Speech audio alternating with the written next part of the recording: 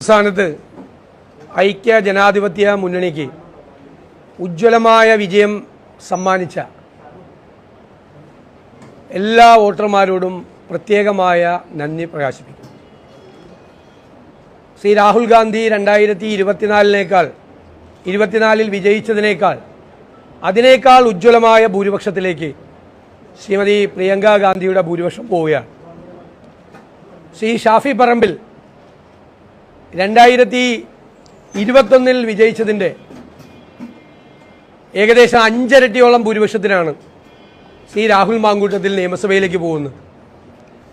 ചേലക്കരയിൽ 2021 LDFന് കിട്ടിയ 40,000 വോട്ടിൻ്റെ ഭൂരിപക്ഷത്തിൽ നിന്ന് 28,000 വോട്ട് കുറച്ചു കൊണ്ടുവരാൻ ഞങ്ങളുടെ പോരാട്ടത്തിന് കഴിഞ്ഞു. നിങ്ങൾക്കറിയാം, കഴിഞ്ഞ 3 വർഷത്തിനിടയിൽ നിരവധി ഉപതെരഞ്ഞെടുപ്പുകൾ നടന്നു കേരളത്തിൽ. തൃക്കാക്കരയിൽ PT തോമസ് വിജയിച്ചതിൻ്റെ ഇരട്ടി ഭൂരിപക്ഷത്തിന് ശ്രീമതി ഉമാ തോമസ് വിജയിച്ചു. പുതുപ്പള്ളിയിൽ ശ്രീ ഉമ്മൻചാണ്ടി വിജയിച്ചതിൻ്റെ 4 ഇരട്ടി ഭൂരിപക്ഷത്തിനാണ് ശ്രീ ചാണ്ടി ഉമ്മൻ ജയിച്ചത്. ഇവിടെ പാലക്കാട് ഷാഫി പറമ്പിൽ ജയിച്ചതിൻ്റെ 5 ഇരട്ടിയോളം ഭൂരിപക്ഷത്തിന്, 5 ഇരട്ടിയുടെ അടുത്തുള്ള ഭൂരിപക്ഷത്തിലേക്ക് രാഹുൽ മാങ്കൂട്ടത്തിൽ എത്തി. ചേലക്കരയിൽ ഞാൻ പറഞ്ഞതുപോലെ 28,000 വോട്ടാണ് കുറവുണ്ടായത്. എന്നിട്ടും ചില മന്ത്രിമാർ, പ്രത്യേകിച്ച് മുഖ്യമന്ത്രിയുടെ ഏറ്റവും അടുത്തയാളായ പൊതുമരാമത്ത് മന്ത്രി, അദ്ദേഹമാണ് ആ മുഖ്യമന്ത്രിക്ക് വേണ്ടി വരാറുള്ളത്, വേറെ ആരെയും കാണാറില്ല. അദ്ദേഹം പറഞ്ഞത് പിണറായി വിജയൻ തിളങ്ങി നിൽക്കുന്നു എന്നാണ്. ഇത്രയും വലിയ തോൽവി ഉണ്ടായിട്ട് എങ്ങനെയാണ് മുഖ്യമന്ത്രി തിളങ്ങി നിൽക്കുന്നത്? ഭരണവിരുദ്ധ വികാരം ഇല്ല എന്നാണ് CPM അവകാശപ്പെടുന്നത്. അങ്ങനെ തന്നെ നിങ്ങൾ വിശ്വസിച്ചാൽ മതി, ഞങ്ങൾക്ക് അതാണ് സന്തോഷം.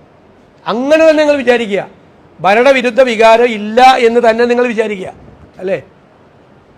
അതാണ് കോൺഗ്രസിൽ നിന്ന് സീറ്റ് കിട്ടാത്ത ഒരാളെ BJPയിൽ സീറ്റ് അന്വേഷിച്ച് പോയ ഒരാളെ സ്ഥാനാർത്ഥിയാക്കി 2ാം സ്ഥാനത്തിന് പോലും മത്സരിക്കാൻ ഉള്ള അവകാശമാണ് അവർ നഷ്ടപ്പെടുത്തിയത്, CPM നഷ്ടപ്പെടുത്തിയത്. 3ാം സ്ഥാനം ഉറപ്പിച്ചിട്ടും പാലക്കാട് കോൺഗ്രസിനെയും UDFനെയും പരാജയപ്പെടുത്താൻ CPM ശ്രമിക്കുകയായിരുന്നു. BJPയെ ദുർബലപ്പെടുത്താനല്ല, മറിച്ച് കോൺഗ്രസിനെയും UDFനെയും ദുർബലപ്പെടുത്തി BJPക്ക് വിജയമൊരുക്കാനുള്ള പണിയാണ് അവിടെ ചെയ്തത്. സത്യത്തിൽ അവിടെ രണ്ടുപേരും ഒരുമിച്ച് ചേർന്നാണ് പാലക്കാട് മത്സരിച്ചത്. അതാണ് മഹാഭൂരിപക്ഷം, പാലക്കാടിൻ്റെ ചരിത്രത്തിലെ ഏറ്റവും വലിയ ഭൂരിപക്ഷം. സത്യത്തിൽ ഞങ്ങളെല്ലാം പറഞ്ഞത് 10,000-ന് മീതെ ഒരു 15,000-ന് ഇടയിലുള്ള ഭൂരിപക്ഷമാണ്. സത്യത്തിൽ ഈ 18,000 എന്ന് പറയുന്നത് അത് ഞങ്ങൾക്ക് മാത്രം അവകാശപ്പെട്ടതല്ല, അത് BJPയുടെയും CPMൻ്റെയും തെരഞ്ഞെടുപ്പ് നിയന്ത്രിച്ചവർക്ക് കൂടി അവകാശപ്പെട്ടാണ്. ഞാൻ അവർക്ക് കൂടി കൊടുക്കുക അതിൻ്റെ ഇത്. കാരണം അവരാണ് ഈ തെരഞ്ഞെടുപ്പിൽ ഞങ്ങൾക്കെതിരായിട്ടുള്ള ദുഷ്പ്രചരണങ്ങൾ നടത്തി എന്തെല്ലാം കഥകളാണ് മെനഞ്ഞുണ്ടാക്കിയത്. അതിനെല്ലാമുള്ള പാലക്കാടിൻ്റെ മറുപടിയാണ് ഈ വലിയ ഭൂരിപക്ഷം. മാത്രമല്ല, കേരളത്തിൽ BJPയെ തടുത്തു നിർത്താൻ, പിടിച്ചു കെട്ടാൻ കഴിവുള്ളത് കോൺഗ്രസിനും ഐക്യ ജനാധിപത്യ മുന്നണിക്കും മാത്രമാണ് എന്നൊരു വലിയ പ്രഖ്യാപനം കൂടി ഈ പാലക്കാടത്തെ തെരഞ്ഞെടുപ്പ് നടക്കുന്നുണ്ട്. പാലക്കാടും വയനാടും നല്ല വിജയവും ചേലക്കരയിൽ വലിയ പെർഫോമൻസും നടത്താൻ കഴിഞ്ഞത് ഐക്യ ജനാധിപത്യ മുന്നണിയുടെയും കോൺഗ്രസിൻ്റെയും കൂട്ടായ ഒരു ടീം വർക്കിൻ്റെ ഫലമാണ്. ഞാൻ ആ ടീം വർക്കിന് ഈ വിജയം സമർപ്പിക്കുക. സ്ഥാനാർത്ഥികളെ സാധാരണ ഇലക്ഷൻ പ്രഖ്യാപിച്ചിട്ട് ഒരാഴ്ച കഴിഞ്ഞിട്ടാണ് പ്രഖ്യാപിക്കാറുള്ളത്. ഇത് ഇലക്ഷൻ പ്രഖ്യാപിച്ച അന്ന് രാത്രി തന്നെ അഖിലേന്ത്യാ കോൺഗ്രസ് കമ്മിറ്റി നമ്മുടെ സ്ഥാനാർത്ഥികളെ പ്രഖ്യാപിച്ച് നമുക്കൊരു മുൻതൂക്കം തന്നു. അതിന് നേതൃത്വം കൊടുത്ത ശ്രീ KC വേണുഗോപാലിനെ ഞാൻ പ്രത്യേകമായി ഈ അവസരത്തിൽ നന്ദി പറയുന്നു.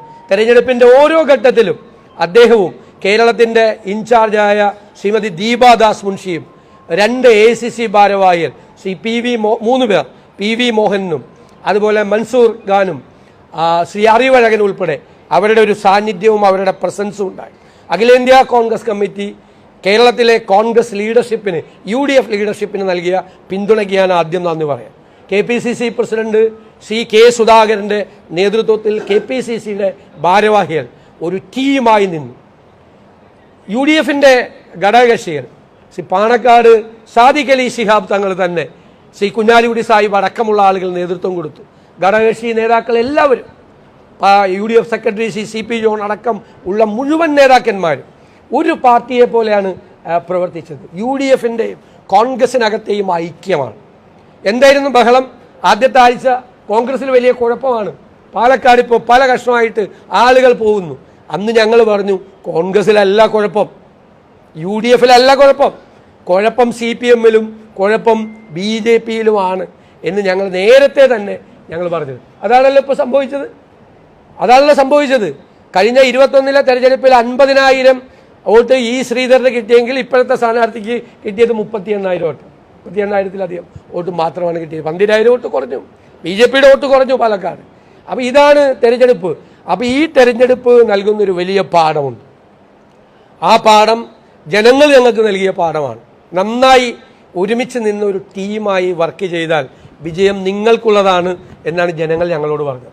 തീർച്ചയായിട്ടും ആ ജനങ്ങളോട്, വോട്ടർമാരോട് പ്രത്യേകമായ നന്ദി ഞാൻ ഒരിക്കൽ കൂടി പറയുന്നു. ജനങ്ങൾ ആഗ്രഹിക്കുന്നത് പോലെ ജനങ്ങളുടെ പ്രശ്നങ്ങൾക്ക് പരിഹാരമുണ്ടാക്കാൻ കഴിയുന്ന ഒരു വലിയ മുന്നണിയായി ഐക്യ ജനാധിപത്യ മുന്നണി മാറും. കോൺഗ്രസ് എല്ലാ നേതാക്കളും മുൻ KPCC പ്രസിഡന്റ് രമേശ് ചെന്നിത്തല, അദ്ദേഹത്തിന് മഹാരാഷ്ട്രയിലെ ചുമതലയായിരുന്നു. എങ്കിലും അദ്ദേഹം 2-3 പ്രാവശ്യം ഇവിടെ വന്ന് തെരഞ്ഞെടുപ്പിൻ്റെ ഉള്ള സഹായങ്ങൾ നടത്തി. മുൻ KPCC പ്രസിഡന്റുമാർ ഉൾപ്പെടെയുള്ള നേതാക്കൾ, മുഴുവൻ MLAമാർ, MP മാർ, ഭാരവാഹികൾ എല്ലാവരും ഏൽപ്പിച്ച ചുമതലകൾ വളരെ ഭംഗിയായി നിർവഹിച്ച അവരോട് ഞങ്ങളെല്ലാവരും കടപ്പെട്ടിരിക്കുന്നു. ഞാനതുകൊണ്ട് ഐക്യ ജനാധിപത്യ മുന്നണിക്ക് ഈ തെരഞ്ഞെടുപ്പ് പ്രവർത്തനം നടത്തിയ ഈ ടീമിന്, ആ ടീം വർക്കിന് ഞാൻ ഈ വിജയം സമർപ്പിക്കുന്നു. എല്ലാവരോടും നന്ദി പറയാം.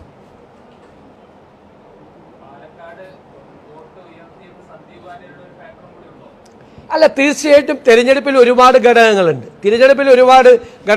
എല്ലാവരും പ്രചരണം നടത്തിയത് എന്താ? CPMൻ്റെ പ്രചരണമായിരുന്നല്ലോ. CPM ആ ആളെ സ്വാഗതം ചെയ്തു, ക്രിസ്റ്റൽ ക്ലിയർ ആണെന്ന് പറഞ്ഞു, ബെസ്റ്റാണെന്ന് പറഞ്ഞു, നല്ല സർട്ടിഫിക്കറ്റ് കൊടുത്തു. ഞങ്ങൾ ഒരാഴ്ച മുമ്പേ തീരുമാനിച്ചാണ് അദ്ദേഹത്തെ കൊണ്ടുവരാൻ. ഞാൻ പറഞ്ഞല്ലോ, ഞങ്ങൾ വൈകിച്ചത് CPM നേതാക്കളുടെ സർട്ടിഫിക്കറ്റ് കൂടി ആയിട്ടാണ് ഈ സന്ദീപ് വാര്യർ കോൺഗ്രസിലേക്ക് ചെയ്യുന്നത്. ആ ഫയലുമായിട്ടാണ് അദ്ദേഹം വരുന്നത്. എന്നിട്ട് ഈ ഇരുണ്ട് നേരം വെളുക്കുന്നതിന് മുമ്പ് ഈ CPM നേതാക്കളെല്ലാം മറിഞ്ഞു. പിന്നെ എന്തെല്ലാം വർഗീയ പ്രചരണമാണ് നടത്തിയത്. 2 മുസ്ലിം സംഘടനകളുടെ നേതൃത്വത്തിലുള്ള 2 പത്രത്തിൽ CPM കൊടുത്ത പരസ്യം, മന്ത്രി MB രാജേഷിൻ്റെ നേതൃത്വത്തിലാണ് ആ പരസ്യം കൊടുത്തത്. കേരളം ഇവരുടെ ഈ വർഗീയതയോർത്ത് നാണിച്ച് തലകുനിക്കും. സംഘപരിവാർ പോലും നാണിച്ചു പോകുന്ന വർഗീയ പ്രചരണമാണ് CPM കേരളത്തിൽ നടത്തിയത്, ഈ തെരഞ്ഞെടുപ്പിൽ നടത്തിയത്.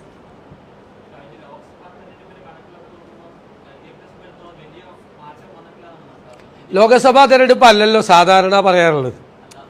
അല്ലല്ല, ഞാൻ പറയാം, അങ്ങനെയാണെങ്കിൽ നമ്മൾ അസംബ്ലി തെരഞ്ഞെടുപ്പിൽ ലോകസഭാ ആ വോട്ടാ കിട്ടിയത് 3-ാം സ്ഥാനത്താണ്. അത് തന്നെ, വോട്ടിലൊരു മാറ്റമില്ല, കാര്യമായിട്ടുള്ളൊരു മാറ്റമില്ല. വോട്ടിൻ്റെ വർധനവിൻ്റെ പ്രപ്പോർഷൻ അനുസരിച്ച് പോലുള്ള മാറ്റമില്ല. വോട്ടിൻ്റെ ഒരു വർധനവുണ്ടല്ലോ. കാരണം അവർക്ക് അന്ന് കിട്ടിയത് 2021 കിട്ടിയത് 36,433, ഇപ്പം 37 സംതിങ്. വോട്ടർ പട്ടികയും വലുതായിട്ടുണ്ട്, അതിൻ്റെ പ്രപ്പോർഷൻ പോലും കിട്ടിയില്ല, അതിൻ്റെ പെർസെൻറ്റേജ് പോലും കിട്ടിയില്ല. 2021 പരമദയനീയമായ സ്ഥിതിയാണ് അവിടെ ഉണ്ടായിരുന്നത്. അത് തന്നെയാണ് അവിടെ നിൽക്കുന്നത്. എവിടെ?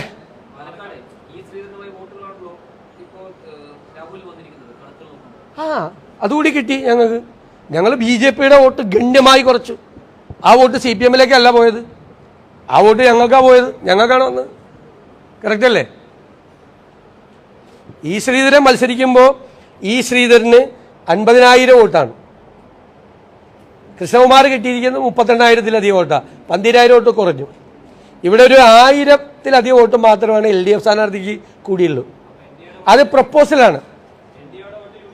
NDAയുടെ വോട്ടാണോ അത് NDAയുടെ വോട്ടാണോ? ശ്രീധരന് കിട്ടിയ വോട്ട് നിങ്ങൾ BJPയുടെ അതിൽ ചെലവിലങ്ങ് നോക്കിയാണോ? ആണോ? ശ്രീധരന് കിട്ടിയ 50,000 വോട്ട് BJPക്ക് ഉണ്ടെന്നാണോ ആ ചോദ്യത്തിൻ്റെ അർത്ഥം? അല്ല, അത് ശ്രീധരന് അഡീഷണൽ ആയിട്ട് കിട്ടിയ 10-12,000 വോട്ടാണ്. അത് രാഹുൽ മാങ്കൂട്ടത്തിന് കിട്ടി. അതും കിട്ടി, അതിനേക്കാൾ കൂടുതലും കിട്ടി. അതുകൂടി കിട്ടിയാലും വരില്ലല്ലോ. അത് 12,000 വോട്ട്, പിന്നെ ഒരു 4,000 വോട്ട് ഷാഫിക്ക് കിട്ടിയ ഭൂരിപക്ഷം, അപ്പോഴും 16 ആയുള്ളൂ. പിന്നെ പോയില്ല അങ്ങോട്ട് മുകളിലേക്ക്. 18 കഴിഞ്ഞ് 19ൻ്റെ അടുത്ത് വന്ന്. LDFിന്റെ വോട്ട് എന്തിന്? അത് പ്രൊപ്പോഷണലായിട്ട് കൂടിയിട്ടില്ലല്ലോ. അന്ന് കിട്ടിയ വോട്ട് പരിതാപകരമായ വോട്ടല്ലേ. ഇനി അതിനേക്കാൾ കുറയാനില്ല. 3-ാം സ്ഥാനത്താ. 10 കൊല്ലം മുമ്പ് 3-ാം സ്ഥാനത്തല്ലായിരുന്നു, 2-ാം സ്ഥാനത്തായിരുന്നു.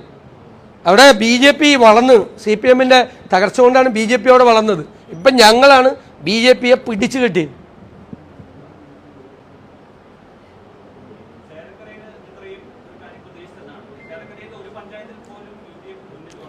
അല്ല, ഞങ്ങൾ അവിടെ ഒരു 3000-ൽ അധികം വോട്ടിന് ജയിക്കുമെന്നായിരുന്നു ഞങ്ങളുടെ കണക്കുകളൊക്കെ കണ്ടിരുന്നു. ഞങ്ങൾ ജയിച്ചില്ല.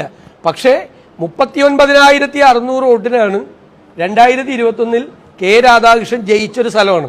28 വർഷമായിട്ട് CPMന്റെ MLA-മാരിയിരിക്കുന്ന സ്ഥലമാണ്. അവിടെ പോയി ഞങ്ങൾ 28,000 വോട്ടിൻ്റെ ഭൂരിപക്ഷം കുറച്ചു. അത്രയും വർക്ക് ഞങ്ങൾ അവിടെ നടത്തി. അവിടെ അതാണ് മാറ്റം ഉണ്ടാക്കാൻ പറ്റും എന്നാണ്. കഠിനാധ്വാനം ചെയ്താൽ മാറ്റം ഉണ്ടാക്കാൻ പറ്റുമെന്നുള്ളതാണ്. ഇത്രയും വ്യത്യാസം ഞങ്ങൾ പ്രതീക്ഷിച്ചില്ല. കുറച്ചുകൂടി ഞങ്ങൾ താഴോട്ട് വരുമെന്നാണ് അവർ പ്രതീക്ഷിച്ചത്. ഞങ്ങളൊരു 3000 വോട്ടിന് വീതം ജയിക്കാൻ സാധ്യതയുണ്ടെന്നായിരുന്നു ഞങ്ങളുടെ കണക്ക്. അത് ശരിയായില്ല, സത്യമാണ്. പക്ഷേ നിസ്സാരമായിട്ട് കാണണ്ട. ചിലകരെ 28,000 വോട്ടാണ് കുറച്ചത്. അന്ന് ഭരണ തുടർച്ചയ്ക്ക് വേണ്ടി കിട്ടിയ വോട്ടാണ് 40,000. ഭരണ തുടർച്ചയ്ക്ക് വേണ്ടി 2021 കിട്ടിയ വോട്ടാണ്. ആ ഭരണ തുടർച്ചയ്ക്ക് കിട്ടിയ വോട്ടിന്റെ 28,000 വോട്ട് ഞങ്ങൾ താഴേക്ക് കൊണ്ടു.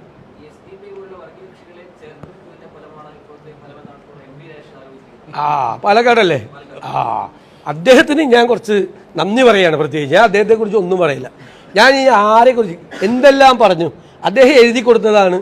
അപ്രസക്തരായ ആളുകൾ പാർട്ടി വിട്ടപ്പോൾ പോലും ഈ UDFിലും BJPയിലും സീറ്റ് അന്വേഷിച്ച് സീറ്റ് കിട്ടാത്ത ആൾക്ക് സീറ്റ് കൊടുത്തു. ആ സീറ്റ് കൊടുത്ത ആൾ ആദ്യം പറഞ്ഞത് എന്നെക്കുറിച്ചാണ്. ഞാൻ അഹങ്കാരിയാണ്, ധിക്കാരിയാണ്, ധാർഷ്ട്യമാണ്, ഭയങ്കര കുഴപ്പക്കാരനാണ്.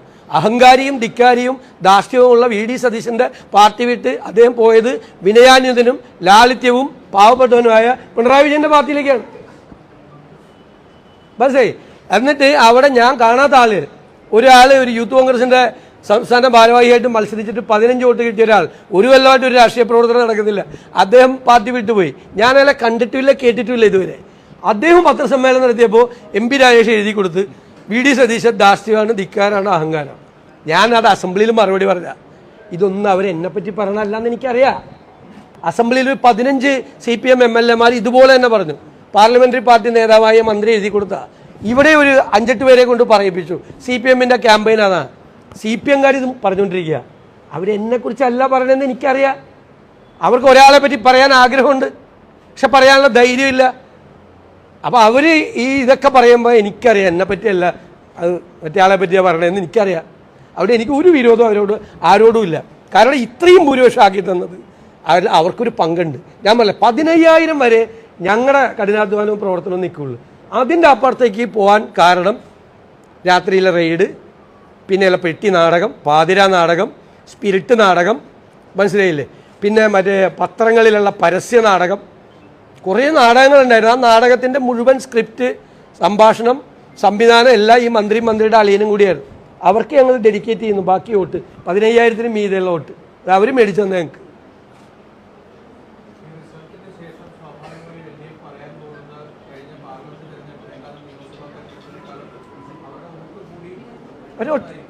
അവർ വോട്ട് കൂടിയിട്ടില്ല. അവരുടെ വോട്ട് ഞാൻ പറഞ്ഞില്ലേ, 2021 നിയമസഭ തെരഞ്ഞെടുപ്പിൽ അവർക്ക് കിട്ടിയത് 36,433 വോട്ടാണ്.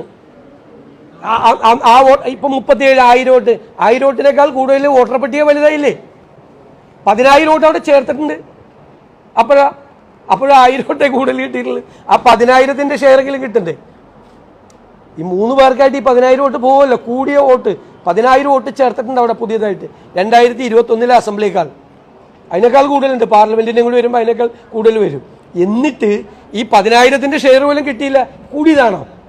കൂടിയതല്ല, കുറയാണ് ചെയ്തത്. LDFന് കുറയാണ് ചെയ്തത്. നമ്പറല്ല നോക്കണ്ട. അപ്പോൾ അന്നുണ്ടായിരുന്ന വോട്ടാണ്. അന്നുണ്ടായിരുന്ന വോട്ടിനേക്കാൾ പാർലമെന്റ് ഇലക്ഷൻ മുമ്പിൽ ചേർത്ത വോട്ടും ഇപ്പോഴത്തെ ചേർത്തും കൂടി ഏകദേശം 15,000 വോട്ട് 2021 ഇലക്ടറൽ റോളിനേക്കാൾ കൂടി. 15,000 വോട്ട് കൂടിയപ്പോൾ LDFന് കിട്ടേണ്ടത് 1000 വോട്ടിൻ്റെ വർധനമാണോ? ആണോ? കണക്കാണത്. കണക്കൊന്നും പറഞ്ഞ് നമ്മളോട് വരാൻ നിൽക്കണ്ട. കണക്കനുസരിച്ച് LDFന്റെ വോട്ട് കുറയാണ് ചെയ്തത്. അവർക്കൊരു 3 പാർട്ടി വീതം വെച്ച് പോകുമ്പോൾ ഒരു 3000 വോട്ടെങ്കിലും കൂടണ്ടേ? വേണ്ടേ? ഞങ്ങൾക്ക് ഒരു 6000 വോട്ട് കൂടി, BJPക്ക് ഒരു 4000 വോട്ട് കൂടി, 10, ബാക്കിയെങ്കിലും കുറെയെങ്കിലും ഒരു 3000 വോട്ടെങ്കിലും കൂടണ്ടേ? കൂടിയില്ല, 1000 വോട്ടാണ് കൂടിയത്. വോട്ട് കുറയുകയാണ് ചെയ്തത്. അങ്ങനെയാണ് കണക്ക്. ഇനി കൂടിയെന്ന് അവർ വിചാരിച്ചോട്ടെ, അവരങ്ങനെ തന്നെ വിചാരിച്ചാൽ മതി. ഭരണവിരുദ്ധ വികാരം ഈ തെരഞ്ഞെടുപ്പിൽ ഉണ്ടായില്ല എന്നാണ് മുഖ്യമന്ത്രിയും കൂട്ടരും വിശ്വസിക്കുന്നുണ്ടെങ്കിൽ നല്ല കാര്യം, അത് അങ്ങനെ തന്നെ കണ്ടിന്യൂ ചെയ്യുക. ഇനി 1.5 കൊല്ലം കൂടി ബാക്കിയുണ്ടല്ലോ, കാണാം.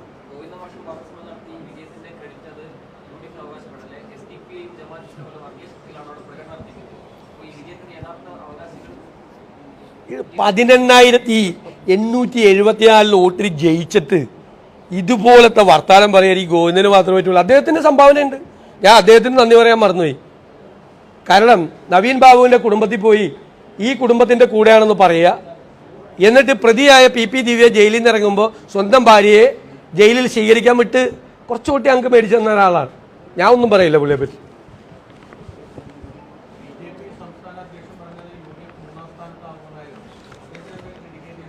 ഞാൻ അദ്ദേഹത്തോടൊന്നും പറയില്ല. അദ്ദേഹത്തിനൊക്കെ ഞാൻ പറഞ്ഞല്ലോ, അവർക്കൊക്കെ ഒരുപാട് സംഭാവനകളുണ്ട് ഈ തെരഞ്ഞെടുപ്പ് ഇങ്ങനെ ആക്കി തന്നതിന്. പിന്നെ അദ്ദേഹത്തിനുള്ള പ്രശ്നം എന്ന് വെച്ചാൽ CPM-നെ 2ാം സ്ഥാനത്താക്കി അദ്ദേഹം. കാരണം പിണറായി വിജയനോട് കടപ്പാടുള്ള ആളല്ലേ. ഈ കള്ളപ്പണ കേസിലെ പ്രതിയാവേണ്ട ആളെ സാക്ഷിയാക്കിയതല്ലേ, മഞ്ചേശ്വരം കൊലക്കേസിൽ രക്ഷപ്പെടുത്തിയ ആളല്ലേ. അദ്ദേഹം നന്ദി കാണിച്ചു, അത്രയേ ഉള്ളൂ. എനിക്ക് കണ്ടകശനിയാണ്, കണ്ടകശനി എന്നെയും കൊണ്ടേ പോവുള്ളൂ എന്നൊക്കെയല്ലേ പറഞ്ഞത്. മുഴുവൻ BJP CPM നേതാക്കളെല്ലാവരും മത്സരിച്ച് എൻ്റെ സ്ഥാനം തെറിക്കും എന്തെല്ലാമാണ് അവർ പറഞ്ഞത്. അതൊന്നും സാരമില്ല, ഞാനതൊന്നും ഇലക്ഷൻ കാലത്ത് അങ്ങനെ പറഞ്ഞു. വ്യക്തിപരമായി ഒരുപാട് ആക്ഷേപങ്ങൾ, ഇങ്ങനെയുള്ള ഒരുപാട് കാര്യങ്ങൾ പറഞ്ഞു. അതൊന്നും സാരമില്ല. അതൊക്കെ തെരഞ്ഞെടുപ്പ് കാലത്ത് നമ്മൾ കേൾക്കാൻ നമ്മൾ വിധിക്കപ്പെട്ട ആളാണ്. എനിക്ക് അതിനൊന്നും ഒരു വിദ്വേഷമില്ല, ഒന്നുമില്ല. കാരണം ജനങ്ങൾ നമ്മളോടൊപ്പമാണ് എന്ന് അവർ തെളിയിച്ചു. ഇതുപോലുള്ള ഇതിനേക്കാൾ വലിയ വിജയം എങ്ങനെ നൽകുമല്ലോ? ഇതിനേക്കാൾ വലിയ വിജയം അവരോട് ഞങ്ങൾ കടപ്പെട്ടിരിക്കുന്നു. അവരുടെ ആഗ്രഹങ്ങൾക്കും അവരുടെ സ്വപ്നങ്ങൾക്കും അനുസരിച്ച് ഞങ്ങൾ മുന്നോട്ട് പോകും. അതുപോലെ ഐക്യജനാധിപത്യ മുന്നണിയിലും കോൺഗ്രസിലും എല്ലാവരെയും ചേർത്ത് പിടിച്ച് ഞങ്ങൾ ഒറ്റക്കെട്ടായിട്ട് മുന്നോട്ട് പോകും. പ്രിയങ്ക ഗാന്ധിയുടെ ഈ വലിയ ഉജ്ജ്വലമായ വിജയം കൂടി ആയിട്ടില്ല, ഭൂരിപക്ഷം ഇങ്ങനെ കയറി കൊണ്ടിരിക്കുകയാണ്. അവരുടെ കേരളത്തിലെ ഒരു സാന്നിധ്യവും തീർച്ചയായിട്ടും ഐക്യജനാധിപത്യ മുന്നണിക്ക് വലിയ കരുത്ത് പകരും എന്ന കാര്യത്തിൽ യാതൊരു സംശയമില്ല. എല്ലാവരോടും ഞാൻ ഒരിക്കൽ കൂടി നന്ദി പറയുന്നു. നന്ദി. അല്ലല്ല, അങ്ങോട്ട് പോയിക്കൊണ്ടിരിക്കുകയല്ലേ, നമ്മൾ ആയില്ലല്ലോ, എത്തിയില്ലല്ലോ. എന്തായാലും രാഹുൽ ഗാന്ധിയുടെ 2024 ഭൂരിപക്ഷത്തിന്റെ മുകളിലേക്ക് പോയി കഴിഞ്ഞു. അല്ല, പോട്ടെ, മുകളിലേക്ക് പോട്ടെ, എത്തിയിട്ടില്ലല്ലോ.